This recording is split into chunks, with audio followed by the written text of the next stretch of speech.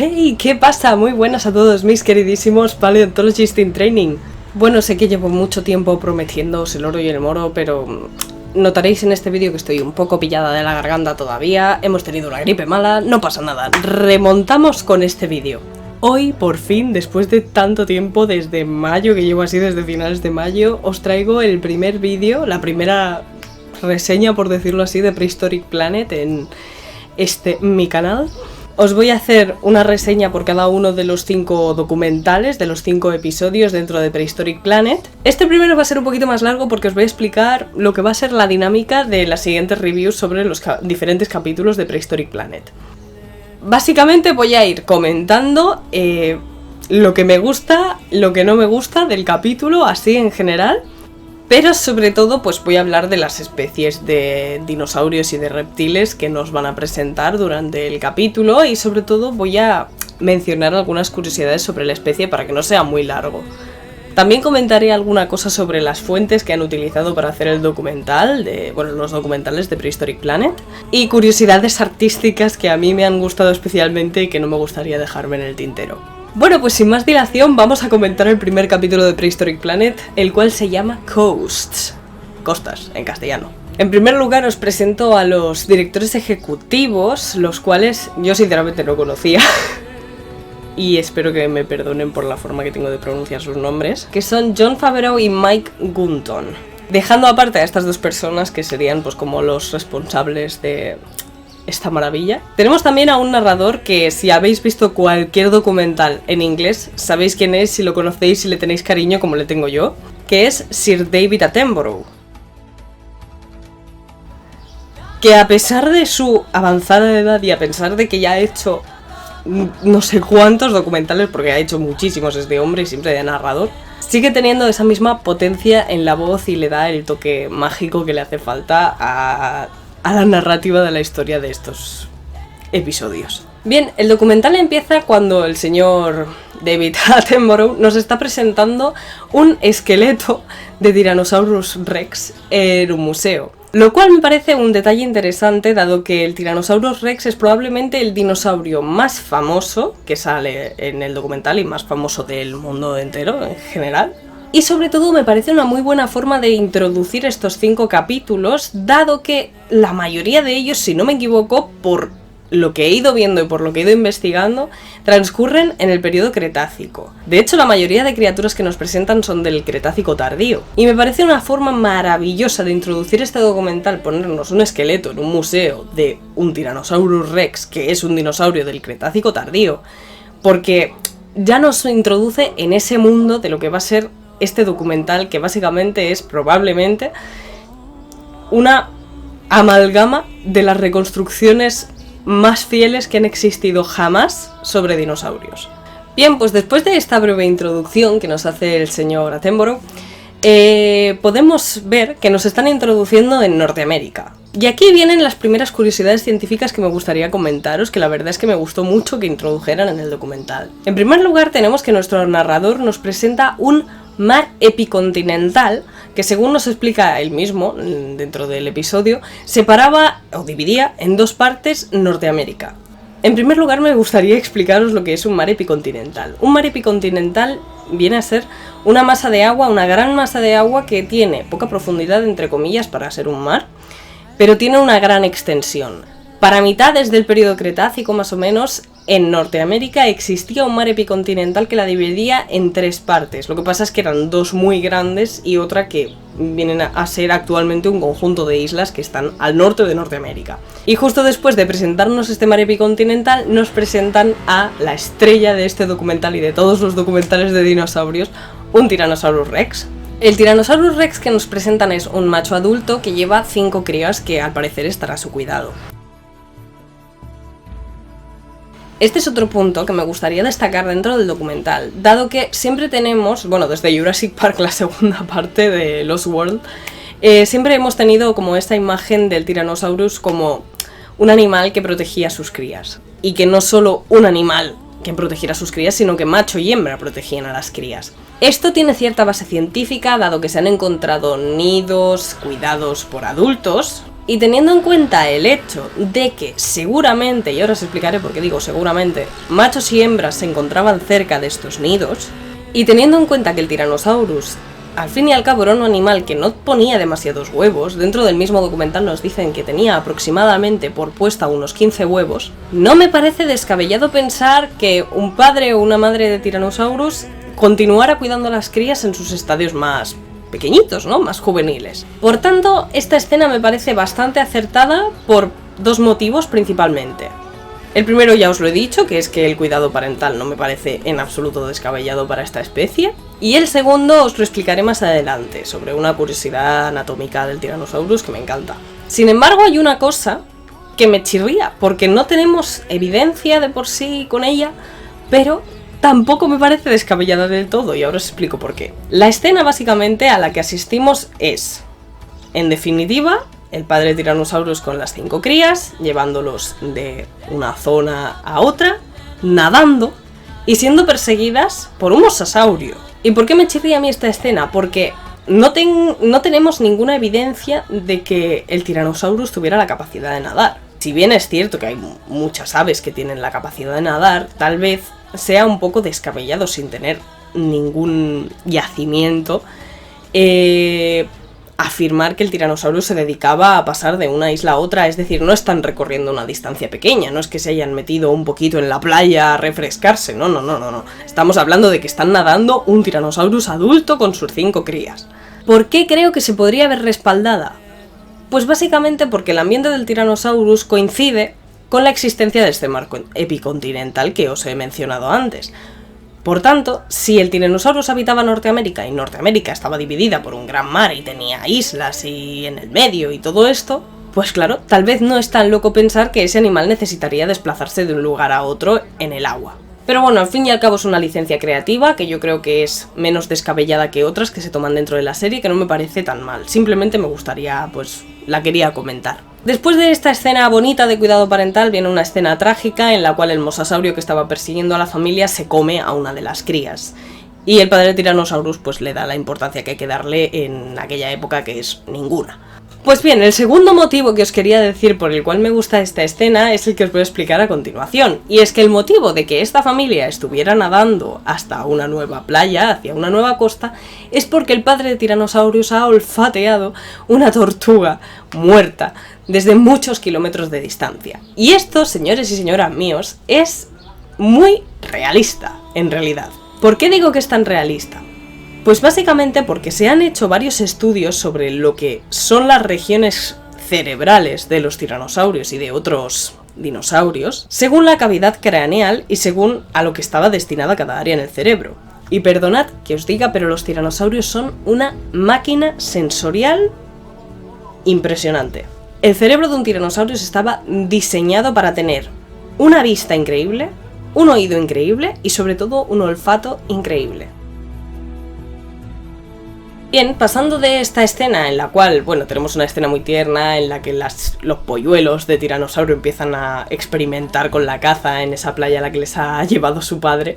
Después de esto tenemos una escena muy interesante y preciosa, a mi parecer, puesto que soy bióloga ambiental y me encanta ver este tipo de cosas en los documentales que no van dirigidos específicamente al ecosistema, donde básicamente nos narran la importancia de los océanos dentro de la ecología mundial, con unas imágenes espectaculares como no puede ser de otra manera dentro de Prehistoric Planet. Y justo después nos encontramos con una playa donde tenemos muchísimas nidadas de diferentes reptiles voladores que os voy a ir comentando a continuación. El primero que tenemos es un tecidraco. El tecidraco es un pterosaurio del Cretácico superior. Aquí podríamos decir que el documental tiene un pequeño error, tal vez por esto de que sea del Cretácico superior y de que haya algunos millones de años de diferencia tal vez entre el T-Rex y él, pero hay un pequeño espectro de años en los cuales podrían haber convivido, así que no me parece ni mucho menos un error por parte del documental. Este animal realmente no lleva muchísimos años descubierto, pero es un animal interesante, es un pterosaurio típico, para que os hagáis la idea, ¿no? La imagen en vuestra cabeza de Petri de En busca del Valle Encantado.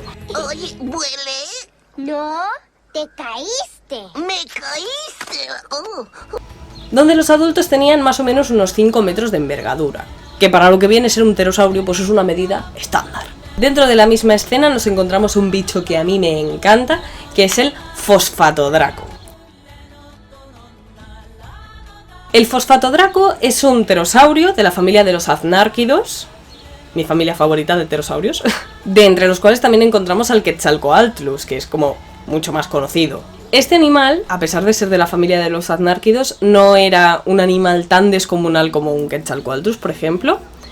De hecho tenía unos 5 metros y medio de envergadura, pero a pesar de solo tener medio metro más de envergadura que sus supuestas presas dentro del documental, dado que el fosfatodraco está intentando cazar a las crías de Tecidraco, es un animal mucho más alto, puesto que una característica de los aznárquidos es básicamente que tenían unos cuellos y unas cabezas y unos picos descomunales. Para que os hagáis una idea, un animal que tiene unos 5 metros de envergadura podía tener una cabeza que perfectamente llegara a los 2 metros. La siguiente escena que podemos ver dentro del documental es en un peñasco, donde básicamente nos podemos encontrar un nacimiento sincronizado, que me parece una maravilla que hayan especificado lo del nacimiento sincronizado, de pequeños pollitos de Alcione, que son una maravilla, una cucada, y me encanta el diseño de los alciones bebés, es que son preciosos. Personalmente quisiera saber qué especie en concreto de Alcione es, y bueno, pues como en el documental no lo dicen, pues me he dedicado a buscar un poco y he encontrado que el holotipo de la especie, es decir, la especie a partir de la cual se describen otros animales parecidos dentro de la misma rama, del mismo género, es Alcione elainus. Así que por comodidad vamos a asumir que es esa especie, a pesar de que en el documental no nos lo digan.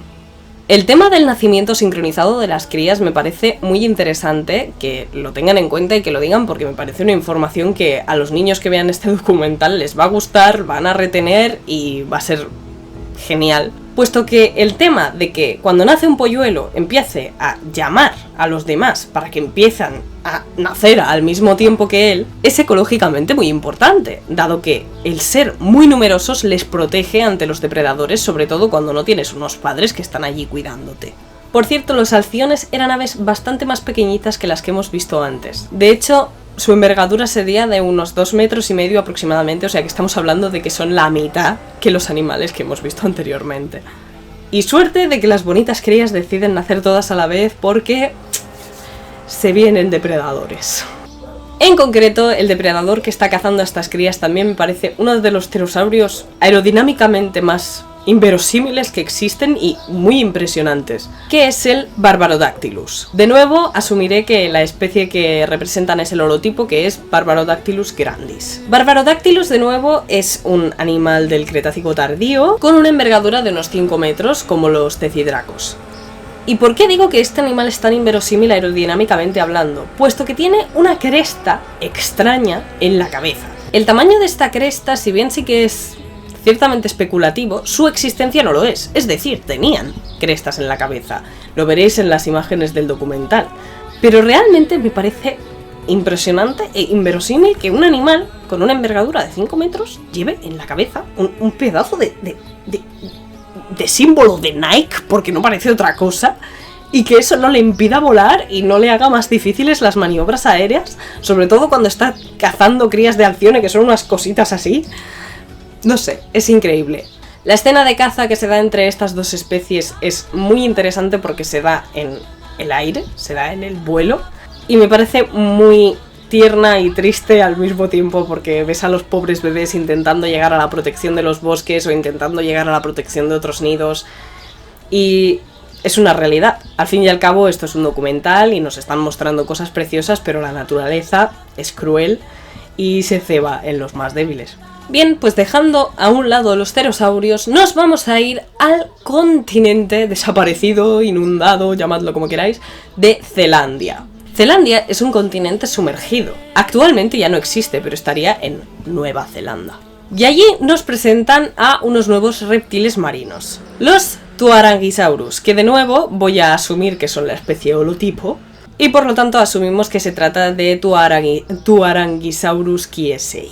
Los Tuarangisaurus son un reptil marino que viene a ser un tipo de monstruo del lago Ness, es decir, forman parte de la familia de los elasmosaurios. que vivió también en el Cretácico tardío y que medía aproximadamente unos 8 metros de largo.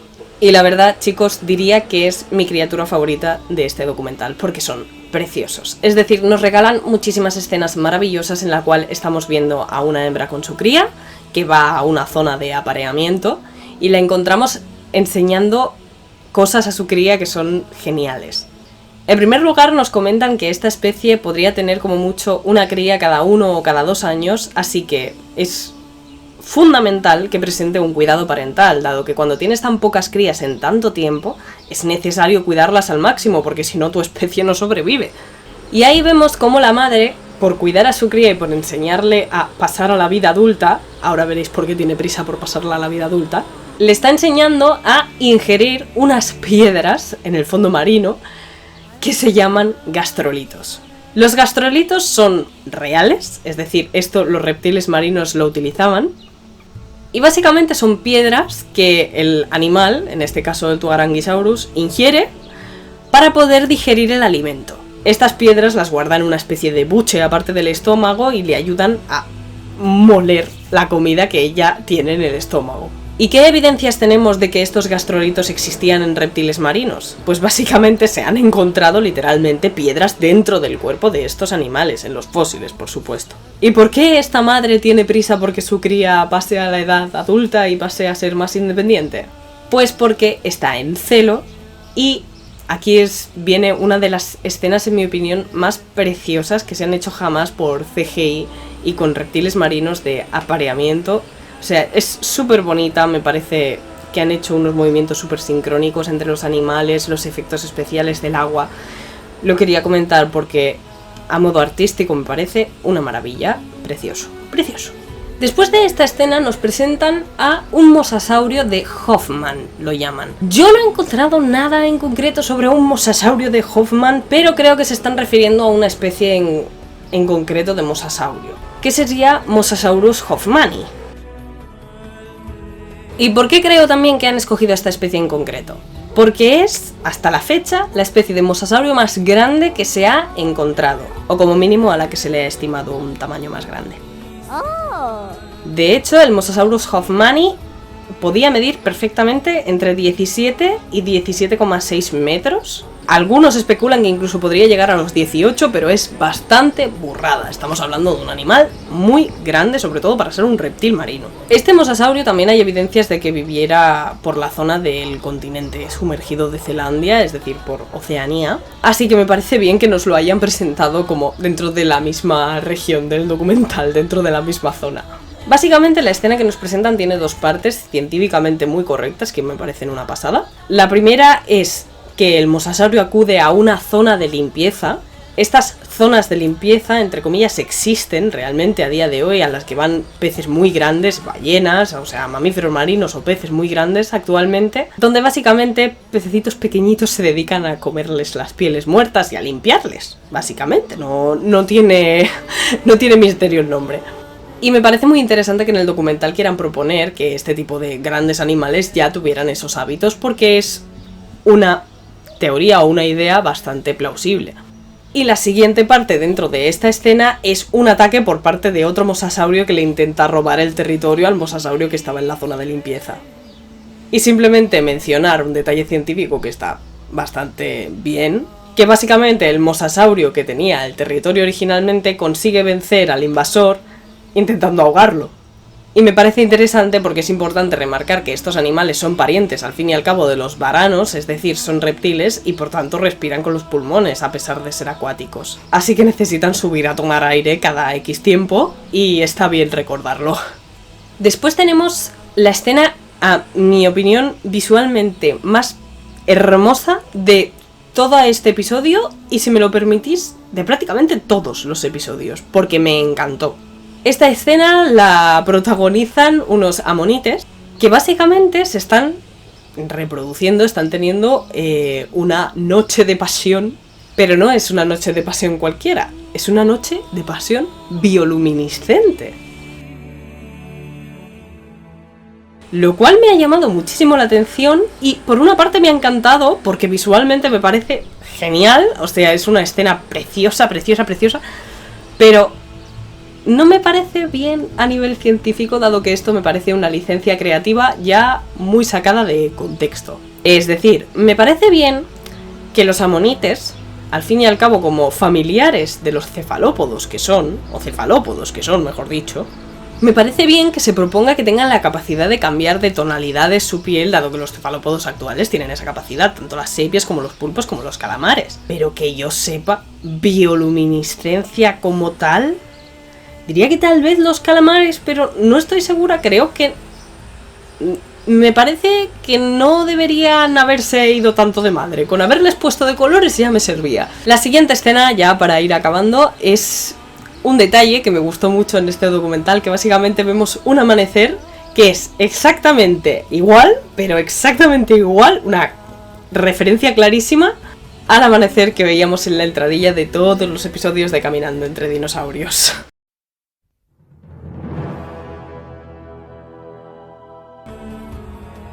Y no me parece mal que hayan hecho esta referencia, simplemente la quería comentar, es un guiño gracioso, pero que quepa destacar que no tiene nada que ver un documental con el otro, sinceramente. Y por último ya, para no alargarme más, la última escena que tenemos es una escena de parto de un Tuarangisaurus, y la última especie de reptil marino que me gustaría presentaros es un reptil marino que le está atacando a la manada de Tuarangisaurus, la cual tiene la hembra que va a dar a luz, que es un Caicaifelú.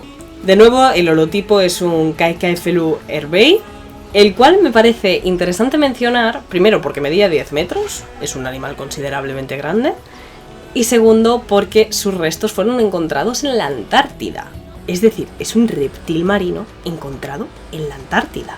Y poco más que decir de esta escena, aparte de que se ve como una especie de cuidado de manada hacia la madre que está pariendo y que el bebé es precioso, me parece buenísimo. Que por otro lado también viene a ser una licencia creativa, porque que yo sepa, se han encontrado depósitos de Tuarangisaurus conjuntos. No lo sé, realmente no lo sé. Pero no estoy segura de que se haya confirmado ese tipo de comportamiento, aunque es perfectamente posible, teniendo en cuenta que la vida en los mares pues es bastante peligrosa y teniendo depredadores como los mosasaurios en general, pues no estaría de más intentar viajar en grupos.